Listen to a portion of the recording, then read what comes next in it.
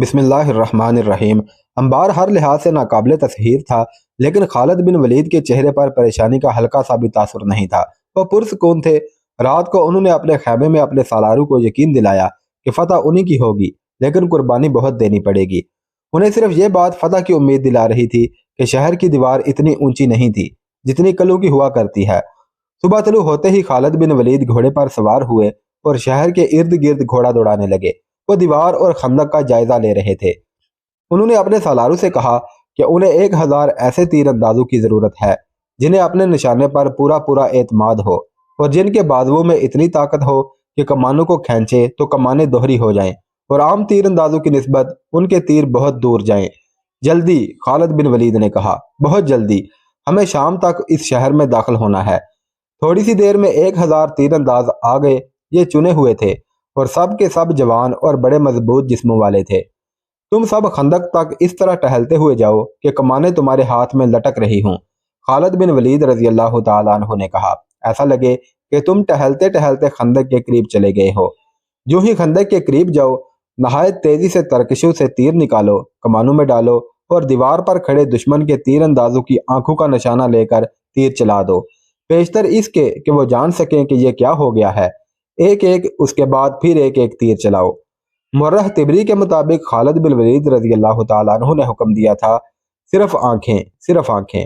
1000 تیر انداز خالد بن ولید کے حکم کے عین مطابق آہستہ آہستہ خندق تک گئے۔ دیوار پر دشمن کے سپاہی ہنس رہے تھے اور بے پرواہی سے کھڑے تھے۔ انہیں مسلمانوں کا کوئی ارادہ نظر نہیں آ رہا تھا کہ وہ خندق کو پھلانگنے کی کوشش کریں گے۔ خندق کے قریب پہنچ کر ان 1000 تیر اندازوں نے اوپر دیکھا، ادھر ادھر دیکھا، خندق میں دیکھا اور احمقوں سی حرکتیں کرنے لگے۔ آتش پرستوں کے تیر اندازوں نے ان پر تیر چلانے کی ضرورت محسوس نہ کی، حالانکہ مسلمان تیر انداز ان کی زد میں تھے۔ اچانک مسلمان تیر اندازوں نے ترکشوں میں سے ایک تیر نکالا، پلک جھپکتے تیر کمانوں میں ڈالے، کمانے آگے رکھ کے دشمن کی آنکھوں کے نشانے لیے اور تیر چھوڑ دیے۔ 1000 تیر آتش پرستوں کے تیر اندازوں کی ایک آنکھ میں اتر گئے۔ اس کے بعد مسلمان تیر اندازوں نے 3 دفعہ 1000 تیر چھوڑے۔ یہ کہنا صحیح نہیں ہو سکتا کہ مسلمانوں کا کوئی بھی تیر خطا نہیں گیا۔ تاریخوں میں لکھا ہے کہ زیادہ تیر دشمن کی آنکھوں میں لگے اور شہر میں یہ خبر تیز ہوا کی طرح پھیل گئی کہ ہمارے سینکڑوں سپاہیوں کی آنکھیں ضائع ہو گئی ہیں۔ اب ان سینکڑوں سپاہیوں کو شہر پناہ سے اتارا گیا تو شہر کے لوگوں نے ہر ایک کی ایک آنکھ میں تیر اترا ہوا اور ان زخمیوں کو کربناک آواز میں آہوزاری کرتے دیکھا۔ ایک انگریز مبصر سر والٹر نے متعدد مورخوں کے حوالے سے لکھا ہے کہ مسلمانوں کی طرف سے 3000 تیر اتنی تیزی سے چلے کہ آتش پرست اپنے آپ کو بچا ہی نہ سکے اور تیر جن کی آنکھوں میں نہ لگے ان کے چہروں میں اتر گئے۔ کیونکہ فارس کے یہ سپاہی اور ان کی مدد کو آئے ہوئے عیسائی شہر پناہ پر گھنے ہجوم کی طرح کھڑے تھے، اس لیے کوئی تیر ضائع نہ گیا۔ طبری کی تحریر کے مطابق انبار کے محاصرے کو ذات العیون یعنی آنکھوں کی تکلیف بھی کہا جاتا ہے۔ مسلمانوں کے اس وار نے شہر کے لوگوں پر ہی نہیں، فارس کی فوج پر بھی خوف طاری کر دیا۔ مسلمانوں نے تو جادو کا کرتب دکھا دیا تھا۔ سبات کا آتش پرست حاکم شیرزاد دانشمند اور دور اندیش تھا۔ اس نے بھانپ لیا کہ اس کی فوج میں جو لڑنے کا جذبہ موجود تھا وہ ماند پڑ گیا ہے۔ اسے یہ بھی احساس تھا کہ اس کی فوج پہلی شکستوں کی بھی ڈری ہوئی ہے۔ چنانچہ مزید قتل و غارت کو روکنے کے لیے اس نے خالد بن ولید سے صلح کرنے کا فیصلہ کر لیا۔ اس نے 2 امراء کو قلعے کے باہر بھیجا۔ خندق کے قریب آ کر ان 2 امیروں نے مسلمانوں سے پوچھا کہ ان کا سالار اعلیٰ کہاں ہے۔ خالد بن ولید کو اطلاع ملی تو وہ آ گئے۔ ہمارے امیر شیرزاد نے ہمیں بھیجا ہے۔ شیرزاد کے بھیجے ہوئے 2 آدمیوں میں سے ایک نے خالد بن ولید سے کہا، ہم آپ سے صلح کرنا چاہتے ہیں، لیکن ایسی شرائط پر جو ہمارے لیے قابل قبول ہوں۔ اگر صلح ہو جائے تو شیرزاد اپنی فوج کو ساتھ لے کر انبار سے چلا جائے گا۔ شیرزاد سے کہو کہ شرطیں منوانے کا وقت گزر گیا ہے۔ خالد بن ولید نے کہا، اب شرطیں ہماری ہوں گی اور تم لوگ ہتھیار ڈالو گے۔ دونوں آدمی واپس چلے گئے اور شیرزاد کو خالد بن ولید کا پیغام دیا۔ شیرزاد نے اپنے سالاروں کی طرف دیکھا۔ ہم اتنی جلدی ہتھیار نہیں ڈالیں گے، ایک سالار نے کہا۔ ہمارے پاس فوج کی کمی نہیں، مسلمان خندق سے آگے نہیں آ سکتے۔ شیرزاد نے سر ہلایا۔ یہ ایسا اشارہ تھا جسے پتہ نہیں چلتا تھا کہ وہ شہر کا دفاع جاری رکھنا چاہتا ہے یا خالد بن ولید کے پیغام پر غور کر کے کوئی اور فیصلہ کرنا چاہتا ہے۔ اس کے سالاروں نے اس کے اشارے کو جنگ جاری رکھنے کا حکم سمجھا اور وہ شہر پناہ پر آ گئے۔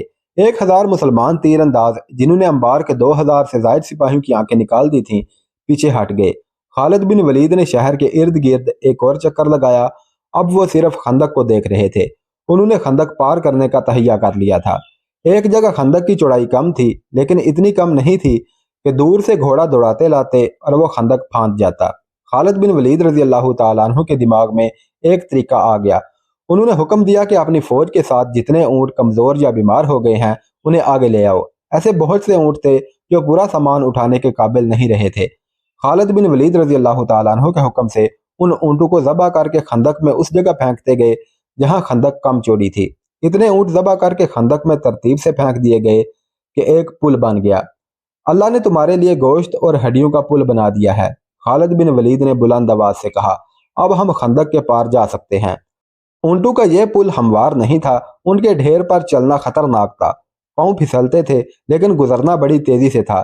इशारा मिलते ही प्यादा मुजाहिदीन कूदते फलांगते उस अजीब पुल से गुजरने लगे। चंद एक मुजाहिदीन फिसले और गिरे और वह पानी में से निकलकर ऊँटों की टांगे गर्दनें वगैरह पकड़ते ऊपर आ गए। शहर पनाह से दुश्मन के तीरंदाजों ने तीरों का मींह बरसा दिया। इधर आंखें फोड़ने वाले मुसलमान तीरंदाजों ने बड़ी तेजी और महारत से तीरंदाजी जारी रखी। अब उनकी तादाद 1000 नहीं, खासी ज्यादा थी। ऊँटों के पुल से गुजरने वालों में से कई मुजाहिदीन तीरों से जख्मी हो रहे थे, लेकिन वो रुके हुए सैलाब की तरह खंदक से पार जाते और फैलते रहे। मुर्रहू ने लिखा है कि मुसलमानों का यह इकदाम गैर मामूली तौर पर दलेराना था। वो जख्मी तो हुए, शहीद भी हुए, लेकिन अंबार की फौज पर इस इकदाम का जो असर हुआ वह उसके सिपाहियों के लड़ने के जज्बे के लिए मुहलिक साबित हो रहा था। उन पर मुसलमानों की दहशत पहले ही गालिब थी। अब उन्होंने मुसलमानों का यह अजीब तरीका देखा कि अपने ऊँट ज़बह करके पुल बना दिया और तीरों की बौछारों में उस पुल से गुजरने लगे, तो दीवार से बरसने वाले तीरों में कमी आ गई। दुश्मन के तीर अंदाज जख्मी होकर कम हो रहे थे और उनमें भगदड़ की कैफियत भी पैदा हो गई थी। खंदक फलांगने वाला सिर्फ एक दस्ता था। उस दस्ते का जोशो खरोश इस वजह से भी ज्यादा था कि खुद खालिद बिन वलीद रजी अल्लाह तआला अन्हु उनके साथ थे और सबसे पहले मरे हुए ऊँटों पर से गुजरने वाले खालिद बिन वलीद रजी अल्लाह तआला अन्हु थे। तीर उनके दाएं बाएं से गुजर रहे थे और उनके कदमों के पास जमीन में लग रहे थे, मगर खालिद बिन वलीद रजी अल्लाह तआला अन्हु यूं बेपरवाह थे जैसे उन पर बारिश के कतरे गिर रहे हों। अल्लाह अकबर के नारों की गरज अलग थी और उसकी गरज में अल्लाह की रुजअत और बरकत थी। शहर के लोगों का यह आलम था कि भागते दौड़ते फिर रहे थे। शहर पनाह से उनके जख्मी सिपाहियों को उतारते थे तो लोग उनकी गर्दनों में, चेहरों में और सीनों में एक एक, दो दो और तीन तीन तीर उतरे हुए देखते थे। जख्मियों की तादाद बढ़ती जा रही थी और शहर में खौफो हरास ज्यादा होता जा रहा था। लोगों ने चिल्लाना शुरू कर दिया, समझौता कर लो, सुलह कर लो, दरवाजे खोल दो। शेरजाद के लिए सूरत हाल बड़ी तकलीफदा थी। वो दानिशमंद आदमी था। उसने जब लोगों की आहोजारी सुनी और जब बच्चों और औरतों को खौफ की हालत में पनाहों की तलाश में भागते दौड़ते देखा, तो उसे एहसास हुआ कि ये मासूम बेगुनाह मारे जाएंगे। उन्हें बचाने का उसके पास एक ही जरिया था कि हथियार डाल दे। उसने अपने सालारे आला को बुलाकर कहा कि वो मजीद खून खराबा रोकना चाहता है। नहीं, सालारे आला ने कहा, अभी कोई फैसला ना करे, मुझे एक कोशिश कर लेने दे। शेरजाद खामोश रहा। सालारे आला शहर पनाह के ऊपर अपनी सिपाह की कैफियत देख रहा था, जो बड़ी तेजी से मखदूश होती चली जा रही थी। उसने ये भी देख लिया था कि मुसलमान खंदक अबूर कर आए हैं। उसने एक जुर्रतमंदाना फैसला किया। उसने एक दस्ता चुने हुए सिपाहियों का तैयार किया और किले का दरवाजा खोलकर उस दस्ते को बाहर ले आया। उस दस्ते ने उन मुसलमानों पर हल्ला बोल दिया जो खंदक अबूर कर आए थे। खंदक के दूसरे किनारे खड़े मुसलमानों ने दुश्मन के उस दस्ते पर तीर चलाने शुरू कर दिए।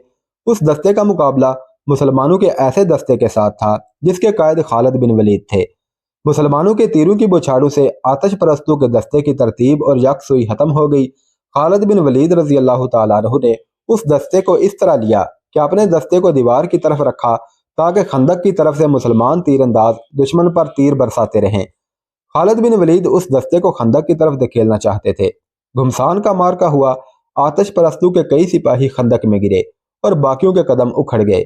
उस दस्ते के सालार ने उस डर से दरवाजा बंद करा दिया कि मुसलमान अंदर आ जाएंगे।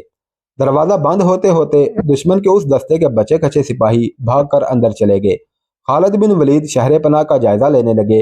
वो मुजाहिदीन को उस दीवार पर चढ़ाना चाहते थे जो आसान नजर नहीं आता था। उन्हें मालूम ना था کہ دیوار کی دوسری طرف ایرانی فوج اور شہر کے لوگوں کی حالت کیا ہو چکی ہے۔ قلعے کا دروازہ ایک بار پھر کھلا۔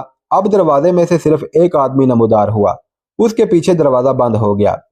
اس نے ہاتھ اوپر کر کے بلند آواز سے کہا کہ وہ شہر کا ایلچی ہے اور صلح کی بات کرنے نکلا ہے۔ اس کے ساتھ ہی شہر پناہ سے تیر برسنے بند ہو گئے۔ اے آگ کے پوجنے والے! جب اسے خالد بن ولید کے سامنے لے گئے تو خالد بن ولید نے اس سے پوچھا، اب تو کیا خبر لایا ہے؟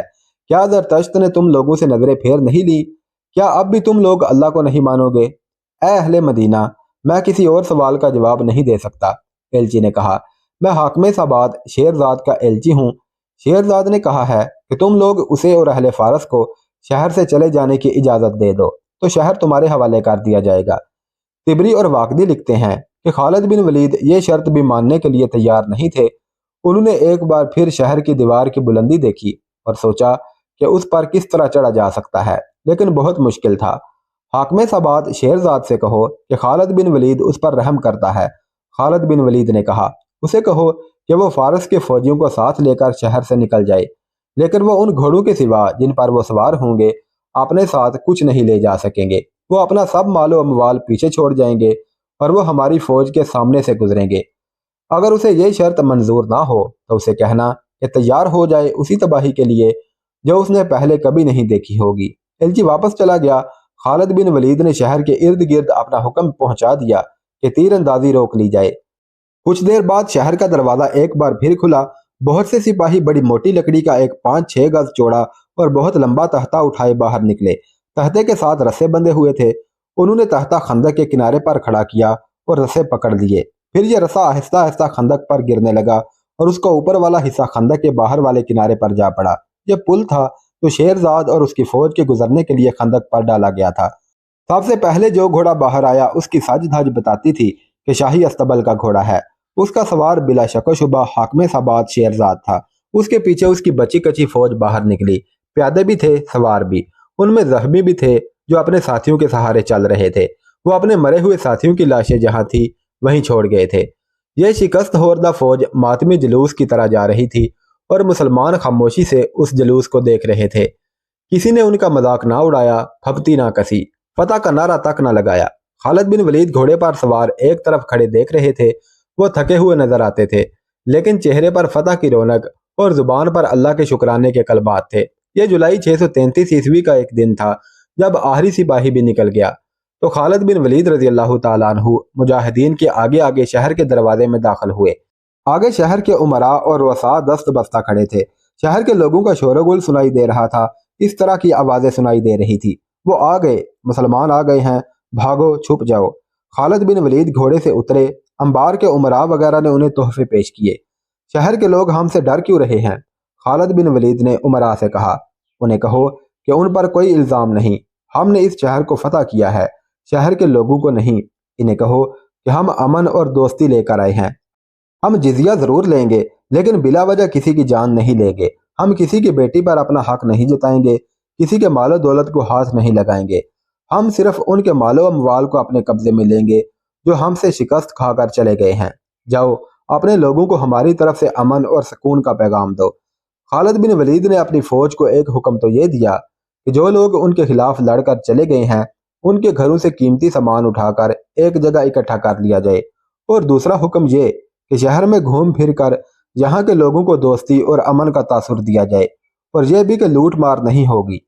شہر پناہ پر گرد اتر رہے تھے، وہاں آتش پرست سپاہیوں کی لاشیں پڑی تھیں۔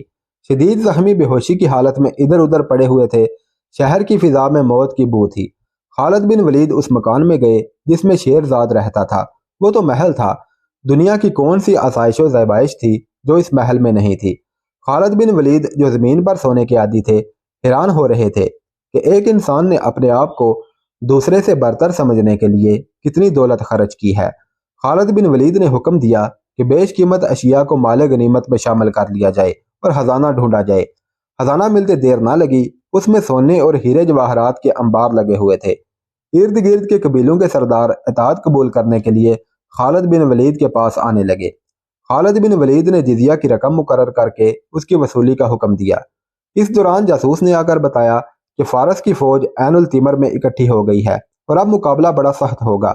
मदाइन में आतिश परस्त शहनशाह का महल उसी तरह खड़ा था जिस तरह अपने शहनशाहों की जिंदगी में खड़ा रहता था। ये किसरा का वो महल था जिसे जंगी ताकत की अलामत समझा जाता था। उसके बाहर वाले दरवाजे के दाएं बाएं दो बब्बर शेर बैठे रहते थे। ये किसरा की हैबत और दहशत की अलामत थे। लेकिन ये गोश्त पोस्त के नहीं, पत्थरों के तराशे हुए मुजस्समे थे। उन मुजस्समों और महल के दरमियान एक मीनार खड़ा था जो ऊपर से गोल और मीनार की गोलाई से ज्यादा बड़ा था। उस जगह अलाव हर वक्त दहकता रहता था। जब यह मीनार तामीर हुआ था उसके ऊपर पुरोहितों ने आग जलाई थी। कई नस्लें पैदा हुई और अगली नस्लों को जन्म देकर दुनिया से रुखसत हो गई, लेकिन ये अलाव दहकता रहा। उससे उठता हुआ धुआं महल की फिजा में यूं मंडलाता रहता था जैसे जरतश्त ने उस महल को अपनी पनाह में ले रखा हो। अलाव अब भी दहक रहा था, उसका धुआं अब भी किसरा के महल की फिजा में मंडला रहा था, लेकिन ऐसे लगता था जैसे ये धुआं महल को पनाह में लेने के बजाय खुद पनाह ढूंढ रहा हो। महल जो दूसरों के लिए कभी हैबत का निशान था, अब खुद उस पर हैबत तारी थी। उसकी शान शौकत पहले जैसी ही लगती थी, जाहो जलाल भी पहले जैसा था, मगर उसके मकीन अब साफ तौर पर महसूस करने लगे थे कि उस महल पर आसेब का असर हो गया है।